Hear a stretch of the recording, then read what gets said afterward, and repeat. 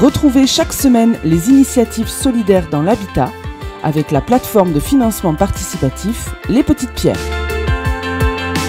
Au regard des chiffres sur le mal logement qui sont toujours alarmants, œuvrer pour un logement décent pour tous en France reste un enjeu prioritaire. C'est pour répondre à ce défi que depuis 5 ans, la plateforme de financement participatif Les Petites Pierres soutient les associations qui œuvrent au quotidien pour améliorer les conditions de vie des personnes mal logées. Bonjour Bérangère Martinel. Bonjour Jean-François. Vous représentez Les Petites Pierres, une plateforme de crowdfunding qui fonctionne avec un fonds de dotation. Alors tout d'abord, si vous voulez bien, un mot sur le contexte. Est-ce que soutenir les initiatives solidaires dans l'habitat est plus que jamais aujourd'hui un enjeu fondamental ?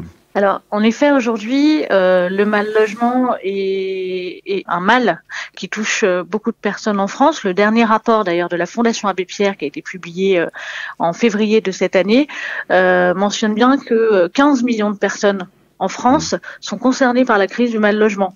Ça représente quand même 1/5 de la population. Et ce qu'il faut retenir surtout parmi ces chiffres, c'est que bien sûr, on entend d'abord les personnes qui sont privées de logement, donc les personnes à la rue, sans domicile ou hébergées chez des tiers. Mais quand on parle de mal-logement, on parle aussi et surtout de surpeuplement, des impayés de loyer, des copropriétés en difficulté ou encore de précarité énergétique. Le mal-logement, c'est tout ça. D'où l'importance et l'enjeu de cette plateforme de financement participatif, sur laquelle, d'ailleurs, j'aimerais revenir sur l'historique. Comment est né Les Petites Pierres ? Alors, Les Petites Pierres, effectivement, c'est un dispositif qui est né il y a 5 ans. En 2013, au sein même de la fondation d'entreprise Somfy. Donc la fondation lutte contre le mal logement depuis 2011. Elle avait pour coutume de pratiquer ce qu'on appelle l'appel à projet. Donc elle faisait appel à des associations qui luttaient contre le mal logement pour leur permettre donc d'obtenir des subventions pour financer leurs projets. À un moment donné, le conseil d'administration s'est posé la question de comment on pouvait faire pour démultiplier finalement notre impact face à cet enjeu qui est gigantesque. Encore une fois, 15 millions de personnes, on pourra jamais résoudre cette crise seule, c'est une évidence. Et c'est là en fait qu'on a réfléchi à cette plateforme de crowdfunding. Avant tout, c'est un lieu où on réunit les bonnes volontés. Donc on a effectivement des mécènes qui financent des projets et qui participent aussi à l'accompagnement de ces projets dans le quotidien. On a les porteurs de projets bien sûr, et puis grâce au crowdfunding, on fait intervenir le grand public. Ça c'est important parce que effectivement on sort de cette logique. C'est une forme de sensibilisation aussi. Tout à fait, tout à fait. On permet aussi effectivement de rendre les enjeux du mal-logement visibles sur les territoires.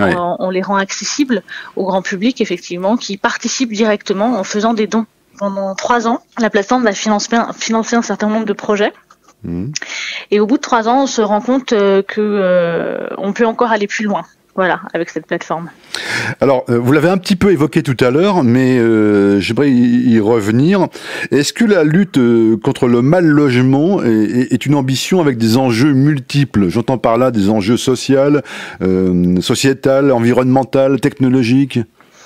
Oui, tout à fait. Le mal logement, comme on l'a dit tout à l'heure, est un enjeu qui concerne énormément de facteurs, énormément de populations différentes. Et effectivement, quand on parle de mal logement, on parle bien sûr d'abord du bâti. Donc, il y a tous les projets qui tournent autour de la rénovation, de la réhabilitation, de la construction même, de lieux de vie. Et puis, on a des projets qui, effectivement, concernent aussi des habitations, des lieux de vie insalubres. Donc là, on va aller effectivement sur des questions aussi quelquefois de santé, des questions qui touchent donc la précarité énergétique, des personnes qui sont dans l'incapacité de payer leurs factures de chauffage lorsqu'elles vivent dans des passoires énergétiques. Et effectivement, c'est là qu'on est à la croisée de tous ces chemins, comme vous le dites. Donc, on essaye en tout cas de répondre à ces enjeux qui sont à la fois social, sociétal, environnemental et technologique.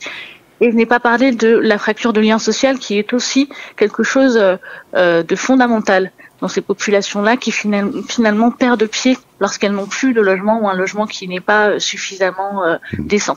Quelles sont les valeurs qui ont motivé les créateurs de la plateforme de financement participatif Les Petites Pierres ?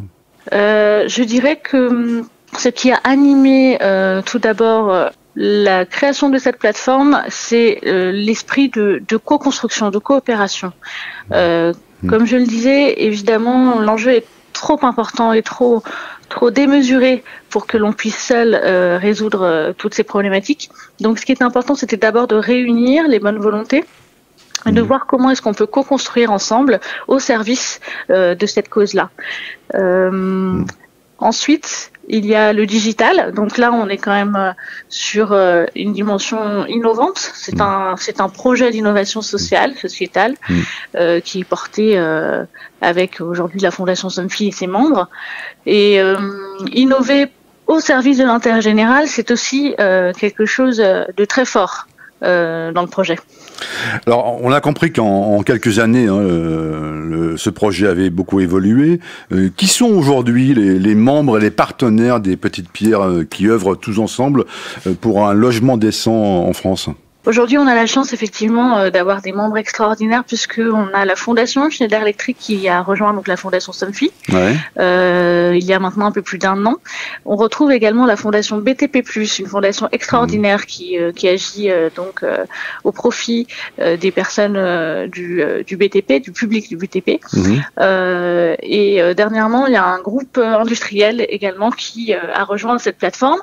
Ce qui est intéressant, c'est que on n'est pas simplement des cofinanceurs dans ce projet-là. On participe aussi à co-créer une gouvernance commune autour du dispositif.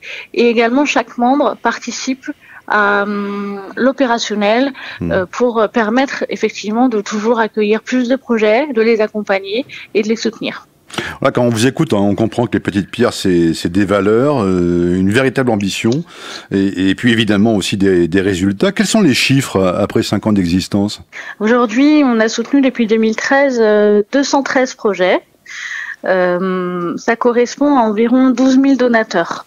Donc c'est énorme sur cette plateforme d'avoir pu générer autant de flux de générosité et on a pu donc collecter au profit de ces associations qui œuvrent pour un logement décent 2,5 millions d'euros.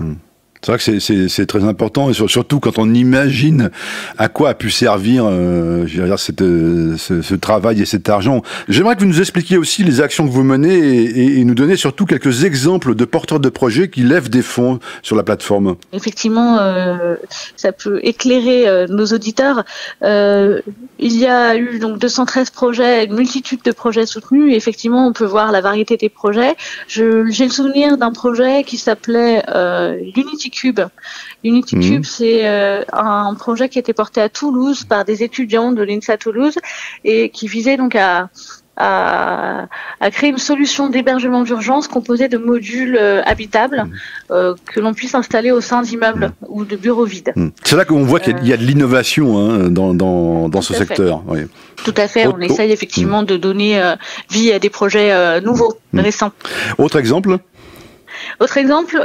Actuellement sur la plateforme, on peut retrouver un projet porté par une association qui s'appelle Vivre aux Vignes, qui est à Grenoble et qui donc crée des logements individuels regroupés et des services accompagnés pour les personnes âgées.